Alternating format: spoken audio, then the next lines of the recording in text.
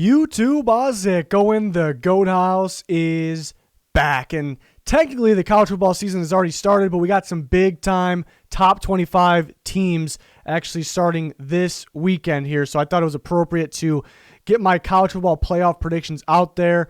Obviously, at this point, using ACC, SEC, Big 12 teams, and we'll see how the playoff actually works when it comes down to it, but I thought it'd be appropriate at this time to make my predictions with these upcoming games here. So I got 4 teams that are in, and I have 4 teams that just missed the cut. We'll break it down here at the end of the video. I'll have my records for the 4 teams, record predictions for the 4 teams that I have in. I did go a bit bold here with I'm going to surprise some people with one of the playoff teams. Some people might be a little mad at me, but I had to go a little bold here, and it's definitely something I believe as well. If you didn't know, we have full NFL coverage on the channel. We got predictions, we got score predictions, power rankings, plenty more, keeping you guys involved here. So please subscribe if you're interested in the NFL content or college football content. We'll have more coming in the future. Follow that Twitter. Constant updates on NFL and college football there. We have an Instagram, a podcast, Patreon with bonus content, and we can talk about that Patreon here for a quick second. We got all kinds of extra content, NFL score predictions, locks of the week, and then we'll have the top 25 score predictions. So there's a few top 25 teams playing this week, so those score predictions are already on the Patreon. More to come each week, obviously, and plenty more content for college football and NFL on there. Always being added. So check that out. Link in the description for that, for the Twitter, for everything that you may need. But let's start here with my 1 seed. I guess somewhat obvious here. The Clemson Tigers coming in at 1, ACC schedule. Kind of thinking they'll play Notre Dame twice. They'll play that. Well, we know they'll play them at least once. But kind of thinking they'll play them in that ACC championship game. It's kind of weird seeing Notre Dame in there, but at the same time, they did have an ACC schedule. So the ACC schedule for them obviously changes a bit, but not really huge difference. It is a little weird though, but I got Clemson taking care of business. Notre Dame definitely could be a challenge for them, but it's also great because it gets that on their resume. If Notre Dame wasn't there and they go undefeated, they look dominant, they might not be number 1 because of the resume, but Notre Dame, not only once, but maybe twice, definitely helps that. Missing guys like Justin Ross could be tough for them. But best player in football, Trevor Lawrence, I definitely expect him out of the teams that are playing to be the best player in football. And Travis Etienne, one of the best, arguably the best running back. There's some other very solid running backs that we'll talk about, possibly that could possibly be the best back in college football there, though. But and obviously a very well-coached team. I got the Clemson Tigers going undefeated, beating Notre Dame twice, and getting that number 1 seed. So really no surprise there. The 2, not really too shocking, but I do have another SEC team that can very much compete with the Alabama Crimson Tide here. But I got Alabama at 2. I actually think maybe a little more balanced. I guess maybe a little more across the board for their team than the Clemson Tigers. Clemson has Trevor Lawrence. Mac Jones, very excited about him. Kind of got thrown into that situation last year and looked pretty darn good. He had kind of the hiccups at times, but again, he got thrown in that situation, so I expect him to be better. Najee Harris, one of the better backs in all of football, can battle that Travis Etienne for that top spot there. But even if Najee Harris was, not in there, we definitely trust the Alabama running back group, the running game, so that's just how good they are there. It's kind of the same thing goes with the receiver situation, but luckily they do have Jalen Waddle and Devontae Smith. Devontae Smith, so good down this. I think he's underrated, actually. I think he could be the best receiver playing this year. Very good down the sideline, very good catching the ball in stride. The deep speed is there, solid route runner. So I like him a lot. Jalen Waddle, kind of the do-it-all type of guy. Catch him in the slot, catch him outside. Possibly taking the role of Jerry Jeudy. So, and obviously a good special teamer as well. And then you look at the defense. You got the cornerback, Patrick Surtain Jr. You got Dylan Moses at linebacker. And you got other guys that will step up. I mean, it's Alabama. But those 2 are the standout guys, potential first-round picks. They should be first-round picks in the upcoming NFL draft, which is a ways away. But they got talent across the board, and that's why Alabama's up here. I got them at number 2. It is tough maybe keeping them at 2 and not 1, especially because they'll beat some pretty good teams, and then they'll have the SEC title game. I think Clemson's starting at 1 to start the year for the AP at least, and then possibly playing Notre Dame twice, or maybe they'll play North Carolina in the ACC championship game. I think that's enough to keep them at 1 if they beat them, but that is a tough call there. Moving on here take a look at my number 5 team. So a team that just misses here. Georgia Bulldogs at number 5. No Jamie Newman, and some people believe that JT Daniels could have been the guy anyways, or some people believe that he's better. I was a big Newman guy, and not that I don't like JT Daniels. I think he can be very solid. It's a good pickup for them.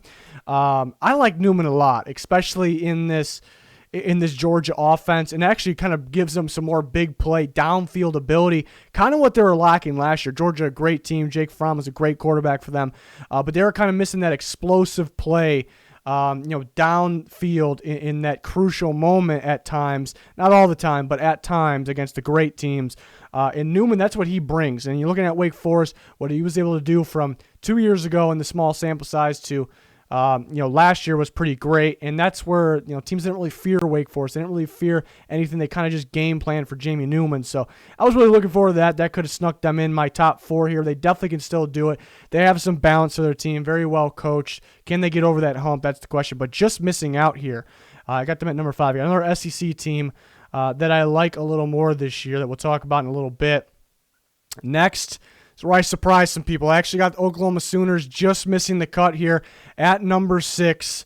And I guess I don't want to give away too much, but Oklahoma with them going from Hurts to Spencer Rattler, I don't think is that much of a difference. It's kind of a prediction. We haven't seen enough of Spencer Rattler. Obviously, I'm excited to see him. He's going to be great. Lincoln Riley leading the way there, the best offensive mind in college football. See NFL teams after him because you see how the NFL, the league is changing there and what could actually dominate. There's a reason for all of that.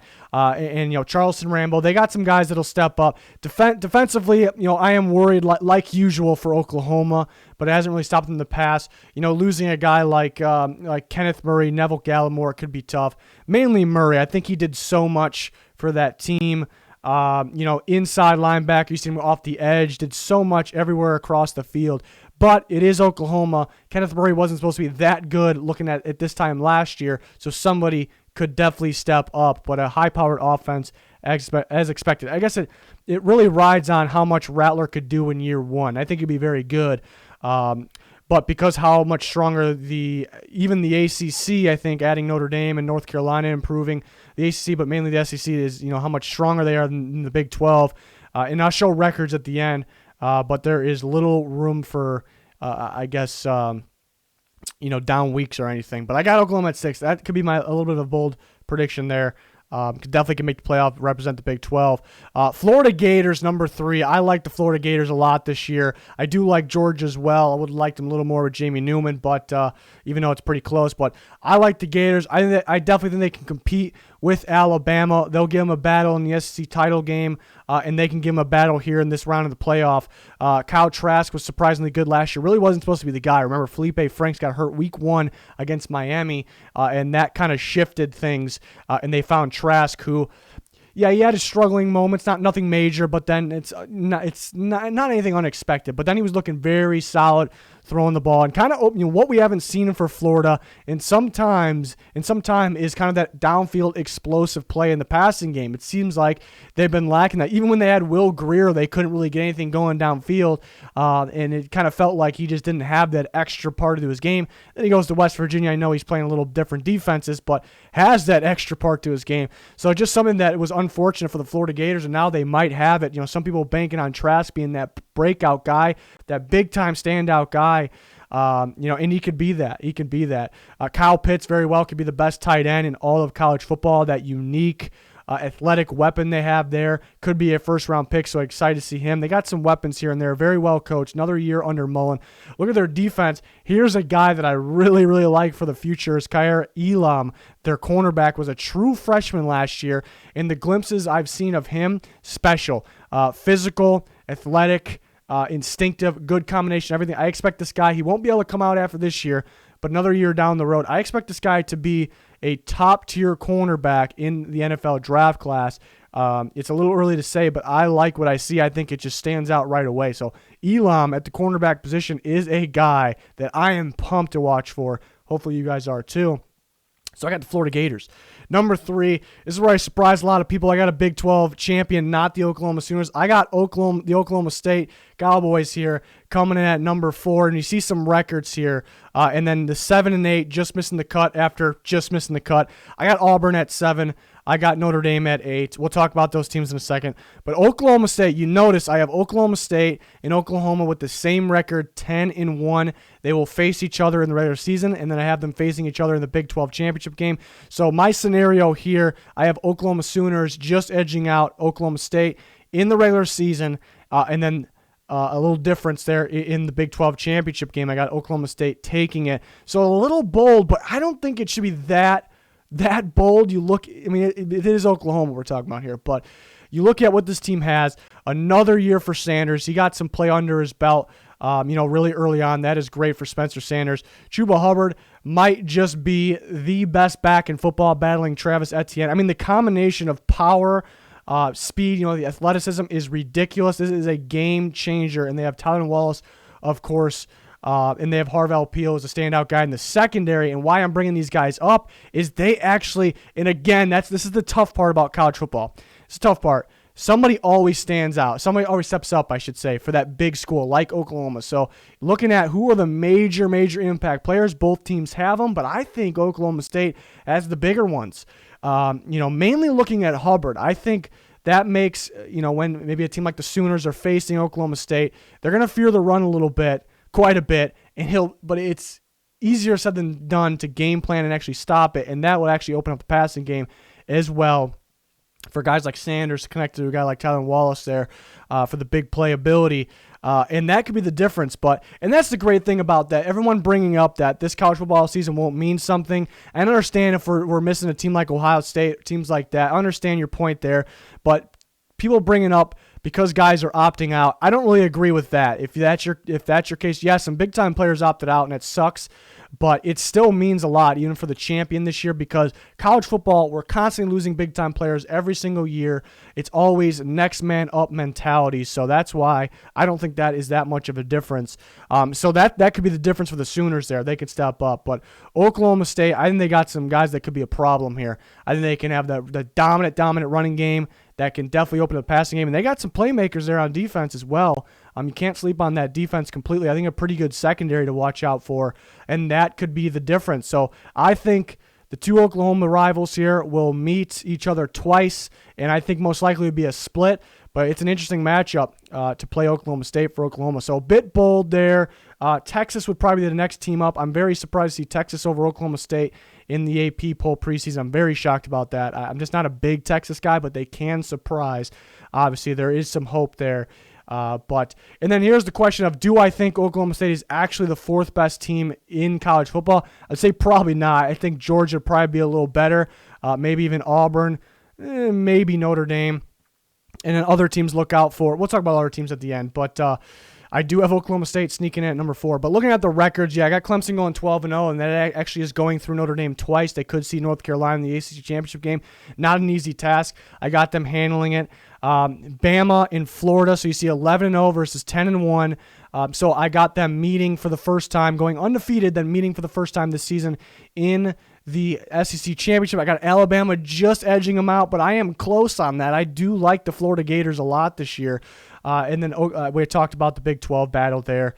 And then that gets them the 4 seed, though, even though they won there. And they could put them at 3. But even though they won their title game in this scenario, the Gators only lost coming to Alabama and a very good team.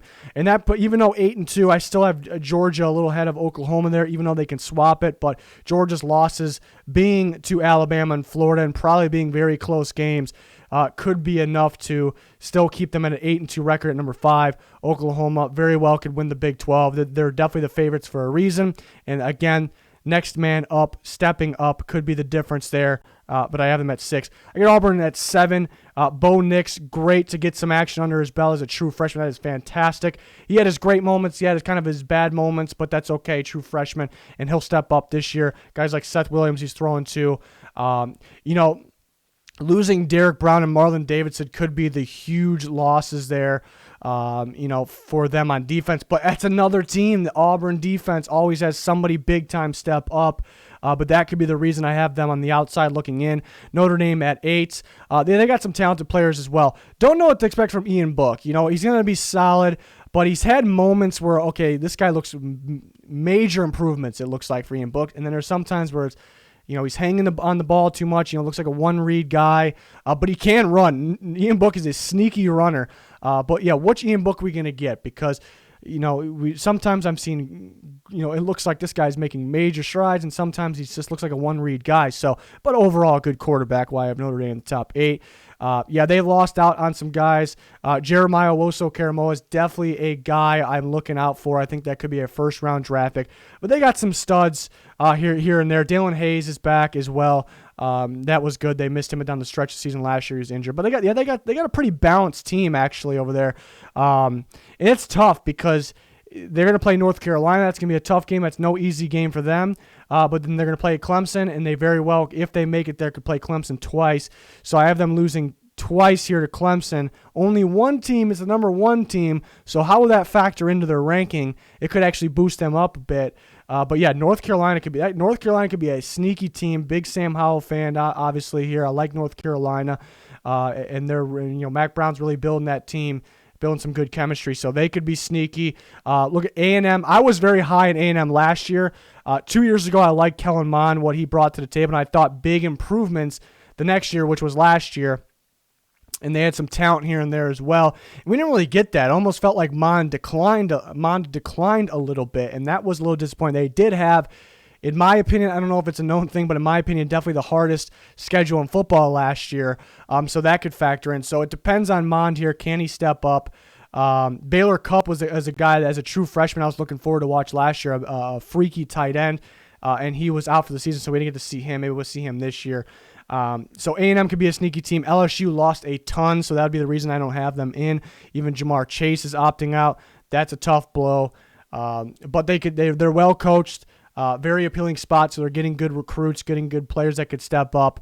Look at a guy like Patrick Queen. He came in as a running back, switched into linebacker. Just had to start last year, was dominant first-round pick. So guys like that could happen there for LSU. Cincinnati could be a sneaky team as well. We talked about Texas a little bit. Not super high on them. But mainly, 3 teams from the ACC, from the Big 12. I really think it's 2-3 teams max. I guess Iowa State could be pretty sneaky as well. And then the SEC got a load of teams that we talked about. That's my prediction. And then, if I had to put a national championship prediction, it'd be probably 1/2 there. Bama has a little more balance, a little more across the board, but Clemson, you look at last year, who won the national championship game? I think the best player in football, by far the best player in football, and Joe Burrow, but they did have guys like Clyde Edwards-Helaire, Jamar Chase, Justin Jefferson, so the best players in football. But I think very clearly you got Trevor Lawrence, the best player in football, and Travis Etienne to go along with it, and that could be the difference here. Somebody surprising will probably step up. It's unfortunate Ohio State isn't in the mix as of now because Ohio State has, Trevor, not as good as Trevor Lawrence, but Justin Fields not too far off. But the Ohio State Buckeyes actually might have more balance across the board. So them in the mix with Clemson and Alabama could have been very, very interesting there. So that's unfortunate at the moment how things are shaping up to be. But that's what I got. Florida can definitely make it happen there. I do really like the Florida Gators team. Georgia's great as well. Big 12 teams with their explosive offenses can be pretty sneaky, looking at Oklahoma State and Oklahoma. But that's what I got here for this season. So I'm excited for it to finally start here with the good games, the bigger teams here. So excited for that. Again, we'll have college football score predictions for top 25 teams on the Patreon. Plenty of NFL content here on the channel and plenty more coming every single week. So if you're an NFL fan, you're definitely going to want to subscribe to notifications on. We much appreciate if you do that as well. Follow that Twitter link in the description and comments. But that is going to do it for this one. Thanks everyone for watching. Goodbye.